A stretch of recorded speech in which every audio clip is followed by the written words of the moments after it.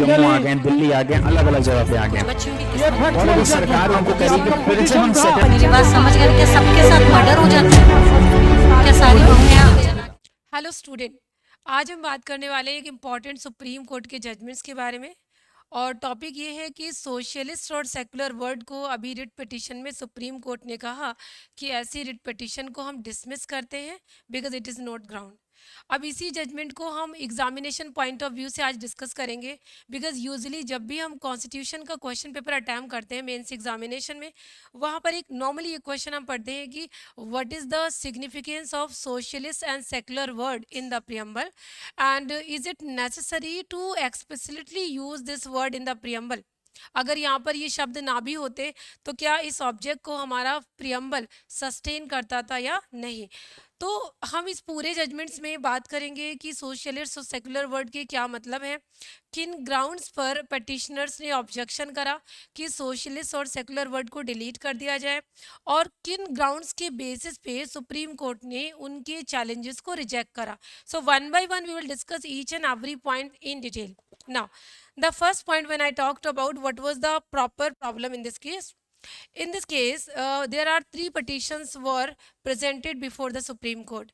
From the year of 2020 till 2024, there are three writ petitions. Now one by one I will mention कि कौन से वो writ petitions थे जो supreme court में इस ग्राउंड पर फाइल किए गए कि संविधान में, कॉन्स्टिट्यूशन ऑफ इंडिया में जो 42nd अमेंडमेंट के थ्रू हमने तीन वर्ड्स को ऐड करा, one word that is socialist, other word that is secular and the third word that is integrity. Because there was no objection at all in the term of integrity, तो अभी मैं उस word पर नहीं जाती। The objection was related to the socialist and secular word. The three petitions which are filed one by one, just see. One that is Balram Singh and others versus Union of India.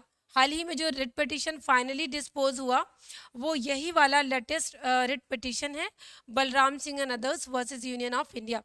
In addition to this writ petition, we have Dr. Subramaniam Swamy versus Union of India. The same issue was there.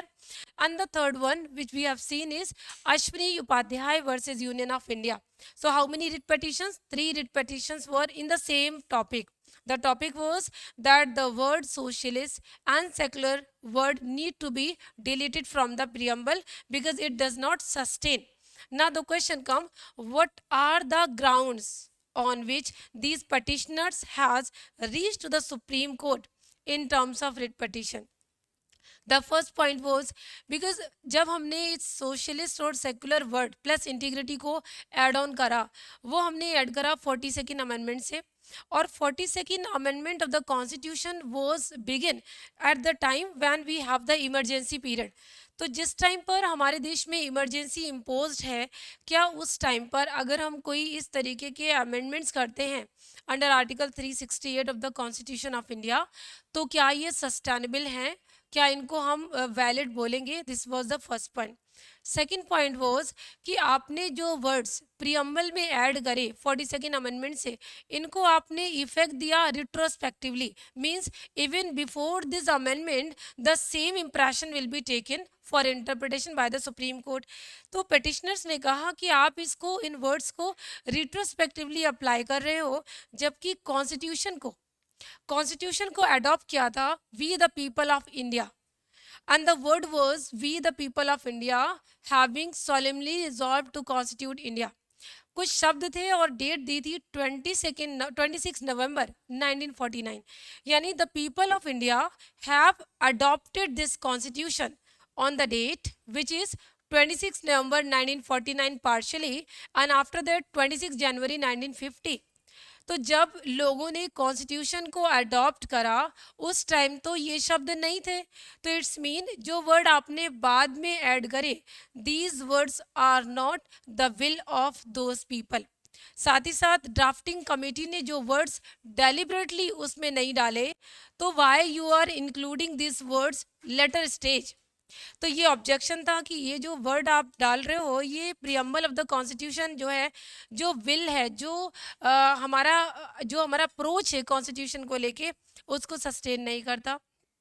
The third objection was कि आपने जो secular word use करा, exercise करा, और जो socialist word add on करा 42nd amendment से, वो article 368 of the constitution of India में आपको ये पावर्स नहीं है that you can go for this changing and alteration of the preamble. So basically यही ऑब्जेक्शंस थे जिनके बेसिस पर ये सारे रिट पिटीशन सुप्रीम कोर्ट में आए। सुप्रीम कोर्ट में इन सारे ऑब्जेक्शंस को केयरफुली देखा गया, उनको लॉ के थ्रू इंटरप्रेट किया गया and determining all this facts supreme Court ने हाल ही में क्लैरिफाई किया। द क्लैरिफिकेशन वॉज कि जो भी रिट पिटिशंस आए जिनमें पिटिशनर इज डिमांडिंग कि आप इन वर्ड्स को डिलीट कर दो, without going into the merits of this case, it seems कि इतना बड़ा इशू नहीं है जिस पर हम बहुत लंबा डिटेल डिस्कशन करें। The simple points are there कि आपने जो ग्राउंड्स रखे for objection, these are not sustainable. Reason being, Supreme Court ने कहा कि आपने पहला ऑब्जेक्शन जो रेज करा वो रेज करा कि ये रिट्रोस्पेक्टिवली अप्लाई होता है और ड्यूरिंग इमरजेंसी अगर आप अमेंडमेंट करते हो प्रियम्बल में तो वो विल ऑफ द पीपल नहीं है। सुप्रीम कोर्ट ने कहा कि no, the preamble is also part of the constitution. It was already decided in the case of Keshwanand Bharti, so preamble can be amended. Now the question is, can article 368 empowers to make amendment? The still answer is positive, because article 368 of the constitution empowers to make amendment, right? तो यहाँ पर एक तो article 368 को ये बोला गया।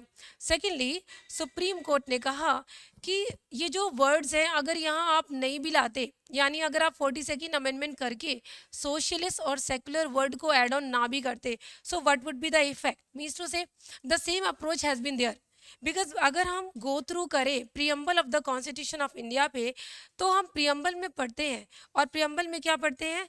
That we have freedom of worship, यानी liberty of expression, belief, faith and worship, which denotes that yes, we have freedom. State is not going to make interference on our privacy of religion. Secondly, article 14 also talks about equality. Everybody is to be treated equally irrespective of what religion he holds. Secondly, article 15, article 16, without any discrimination on the basis of religion, provides that state will work, state discrimination नहीं करेगा on the grounds of religion. इसका मतलब state is not going to positively favour any particular religion, state is very secular in its form. In addition to this, we have article 25, 26, 27 and 28. All these articles supports that state has no need to make interference on the religious ground of people. So secularism was already existing even though we don't have this word expressly. This was done. Now coming to the point, what is the significance of the secularism word exercise in the constitution? So here I am mentioning two cases, and the cases are, number first, Keshwanand Bharti versus State of Kerala 1973. We all are aware students कि ये case basic structure doctrine के लिए जाना जाता है, और इस case में सुप्रीम कोर्ट ने कहा कि जब तक कोई भी अमेंडमेंट कॉन्स्टिट्यूशन के बेसिक स्ट्रक्चर को चेंज नहीं कर रहा, इफेक्ट नहीं कर रहा, वो अमेंडमेंट इज नॉट इनवैलिड।